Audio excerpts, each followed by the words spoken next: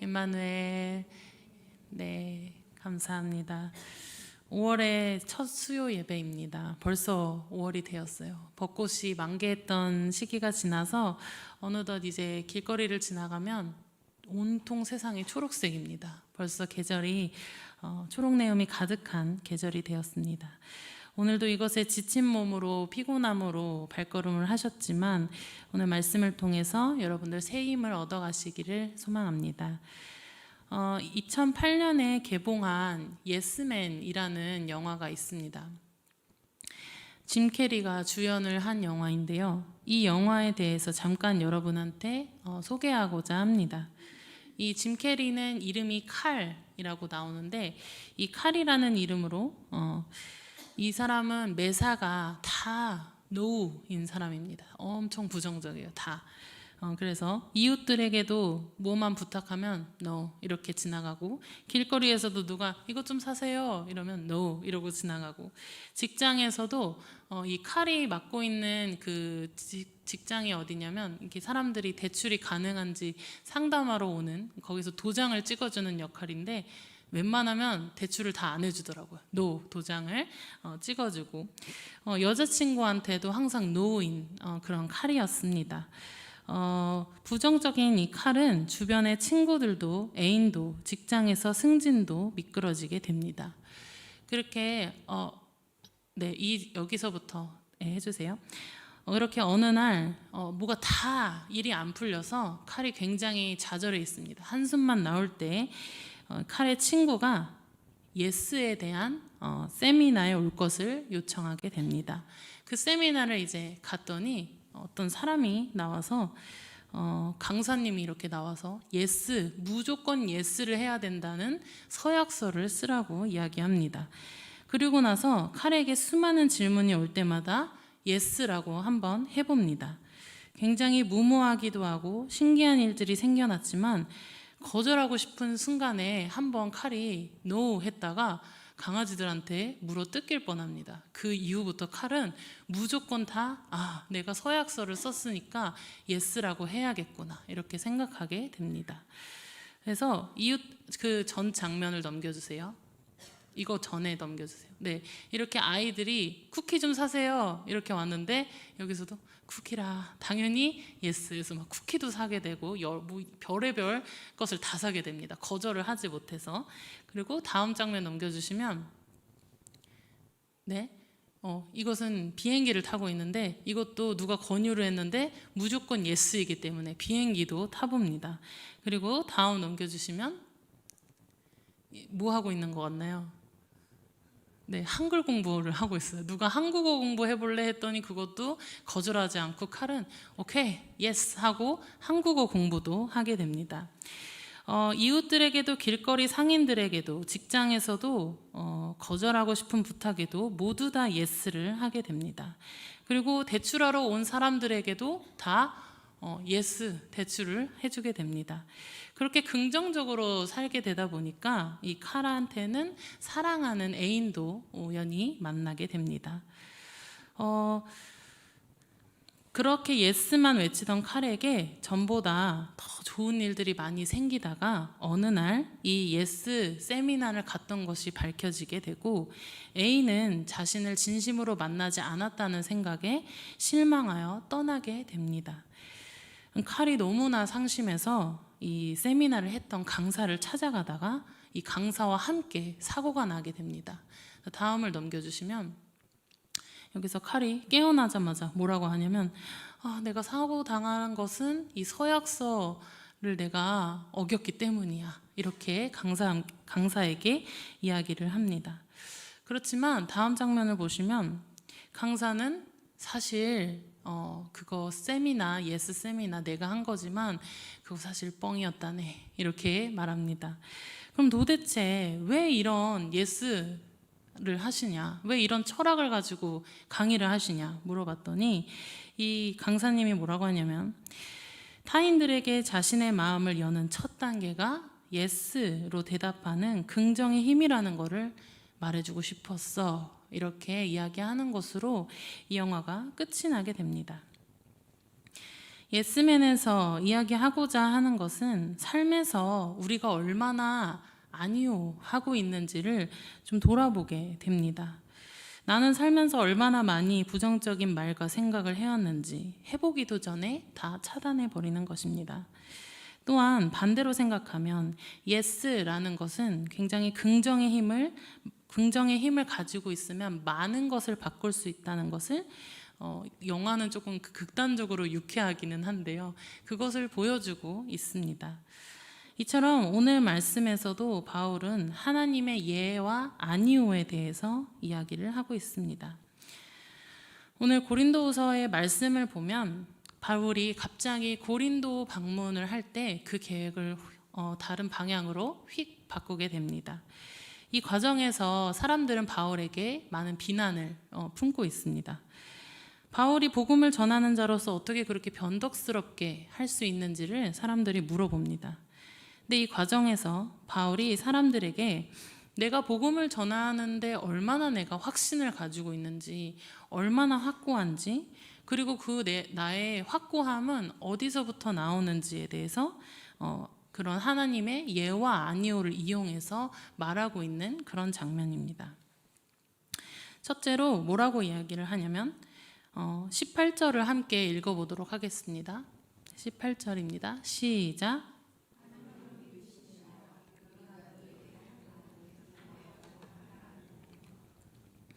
하나님은 미쁘시다 라고 말합니다. 이 미쁘시다라는 말의 어원을 살펴보면 피스토스라고 하는데요. 이것의 더 어원을 살펴보면 미쁘시다라는 것은 신실하다, 믿을 수 있다라는 뜻을 가지고 있습니다. 하나님은 신실하신 분, 믿을 수 있는 분, 변함이 없으신 분이라는 이런 하나님의 성품을 소개하고 있습니다. 하나님은 말씀하실 때 예라고 예라고 하는 분이라고 말합니다. 바울은 본인의 고린도 계획 방문을 변경한 것에 대해서 하나님의 이러한 성품을 이야기하면서 하나님처럼 우리의 계획도 예라고 해놓고 나중에 아니오라고 하지 않을 것이다. 바울의 계획은 하나님이 인도하시는 길이며 아주 확고하다는 것을 증명하고 있습니다. 하나님은 우리가 하나님께 기도할 때 어떤 응답을 주시는 것 같으신가요? 우리 기도에 대해서 어쩔 때는 하나님이 예스라고 하시고 어떨 때는 아니다 이렇게 말씀을 하십니다. 하나님의 말씀을 잘 읽어보면 하나님은 굉장히 확고하고 단호한 분이라는 걸 알 수가 있습니다. 그런데 여러분이 혹시 기도하실 때 이런 응답을 받아보신 적이 있으신가요? 하나님이 그거는 그렇기도 한데 아니기도 하다 이런 응답을 혹시 받으신 적이 있으신가요? 만약 애매한 대답을 들으셨다면 그 대답을 한번 점검해 보셔야 합니다. 하나님은 우리한테 기다리라고는 하신 적이 있지만 예와 아니오에 대해서 애매하게 대답을 해주시는 분은 아닙니다. 하나님의 대답은 늘 아주 정확합니다. 요한계시록 3장 15절 말씀에는 이러한 말씀이 있습니다. 내가 내 행위를 아노니 내가 차지도 아니하고 뜨겁지도 아니하도다. 내가 차든지 뜨겁든지 하기를 원하노라. 네, 이 말씀을 보시면 하나님은 미쁘신 분, 신실하고 정확한 분이시기에 정확한 예와 아니오를 가지고 있는 분입니다. 예와 아니오 사이에서 애매하게 사는 사람들, 차지도 뜨겁지도 않은 상태로 살아가는 것은 하나님이 아니라 우리의 모습입니다. 하나님은 미쁘신 분이라는 고백은 하나님은 정확하게 믿을 수 있는 분, 그렇기 때문에 옛적부터 우리를 향한 약속, 언약을 주시는 분이라는 것을 고백할 수 있는 그러한 의미입니다. 그렇다면 두 번째로는 하나님은 도대체 어떤 것에 예하신 것인지 한번 살펴보도록 하겠습니다. 19절과 20절 말씀을 한번 읽어보겠습니다. 19절은 제가 읽고 20절은 여러분들이 읽겠습니다. 우리 곧 나와 실로아노와 디모데로 말미암아 너희 가운데 전파된 하나님의 아들 예수 그리스도는 예하고 아니라 함이 되지 아니하셨으니 그에게는 예만 되었느니라.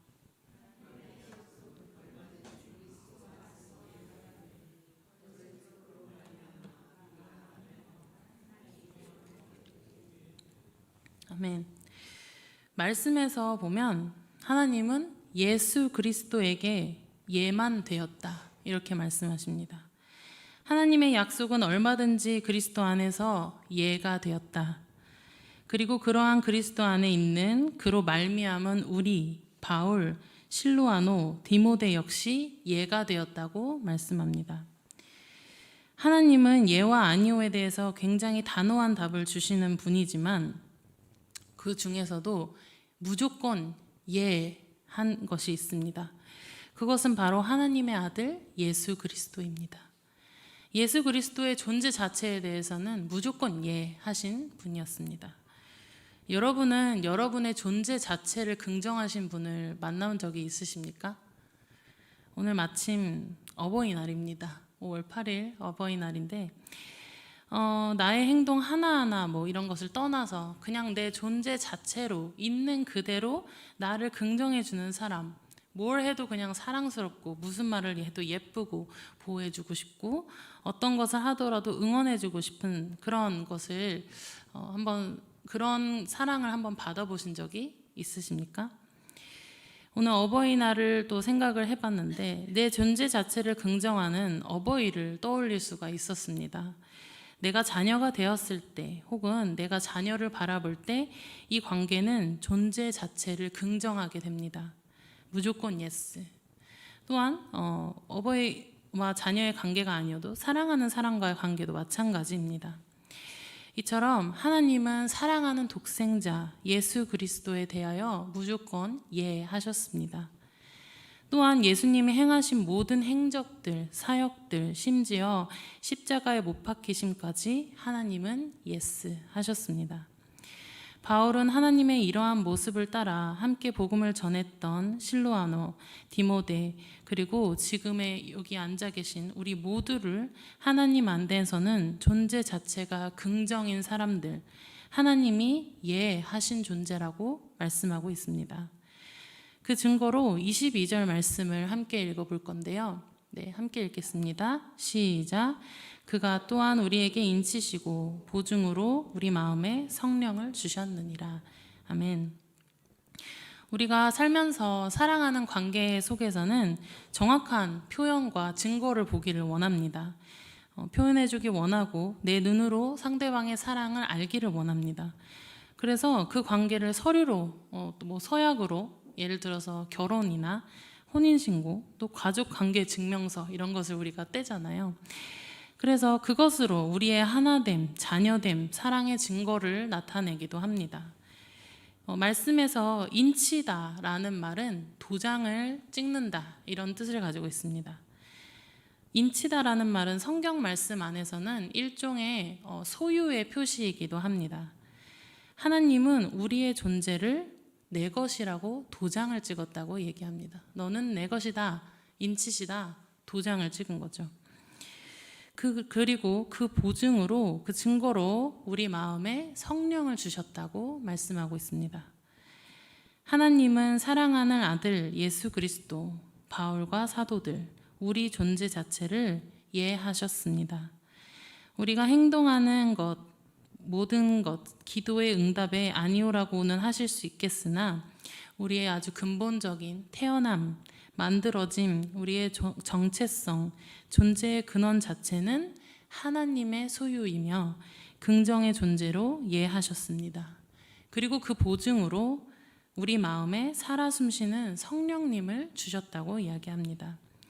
우리가 이 성령님이 느껴지지 않는다면 하나님의 증거를 우리가 외면하고 살거나 잘 알지 못하고 사는 것과 같습니다.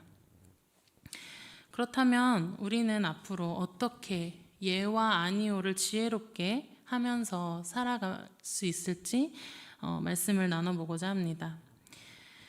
하나님은 아까 얘기했듯이 동시에 예와 아니오를 하시는 분이 아닙니다. 그런데 우리들의 모습은 어떻습니까? 동시에 예와 아니오를 할 수 있는 존재들인데요. 밖에서 이제 사회생활을 하면서 네 라고 웃고 있지만 속으로는 아닌데 라고 생각하거나 밖에 또 다른 사람에게 아니에요 대답하지만 속으로는 맞아요 이렇게 동시에 할 수 있는 것들이 바로 우리의 모습입니다. 도대체 우리들은 왜 그럴까요? 우리는 실패하는 것에 상처받는 것에 아주 연약한 존재들이기 때문입니다. 예와 아니오를 판단할 때 미리 계산하고 안 될 것 같다는 생각을 먼저 합니다.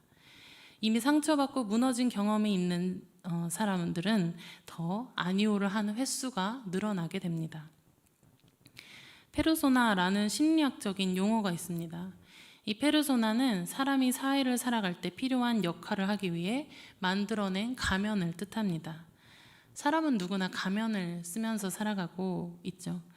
그리고 그 가면은 장소와 역할에 따라 달라지고 그리고 그 가면이 하나가 아니고 굉장히 여러 개의 가면을 가지고 살아갑니다. 그래서 직장에서 쓰는 가면, 가정에서 쓰는 가면, 교회에서 쓰는 가면. 근데 우리가 열심히 신앙생활을 한다는 것은 이러한 가면의 간극을 좁혀가는 것이라고 말합니다. 교회에서 쓰는 가면과 우리 삶의 일상의 가면의 간극이 클수록 신앙생활은 굉장히 어렵게 됩니다. 예를 들어서 기도하면서 마음을 차분하게 했다가 집에 가자마자 바로 불평불만과 짜증을 내는 모습을 스스로 느꼈을 때 굉장히 고통스럽습니다. 그 간극으로 인해 괴로워합니다. 그 간극이 클수록 스스로의 모습이 감당이 되지 않아서 점점 말씀을 보면 뭐하나, 기도하면 뭐하나 바뀌질 않는데 이렇게 생각하게 됩니다. 그런데 그 가면의 간극이 좁아질수록 그래 이럴 때는 내가 말씀을 봐야지, 이럴 때는 기도를 해야지 라고 생각하게 됩니다. 우리는 예와 아니오를 동시에 품고 사는 연약한 존재들입니다. 우리의 과제는 하나님께도 예, 이웃들에게도 예 할 수 있도록 그 간극을 좁혀 나가는 것입니다. 그러기 위해서는 우리가 하나님께 먼저 예 할 수 있는 그런 훈련이 필요합니다. 하나님이 우리의 존재에 대해서 예 하신다고 하셨잖아요. 그런데 우리도 하나님께 예 할 수 있는 방법이 있습니다. 그 방법은 20절에 나와 있습니다. 20절을 함께 읽겠습니다. 시작.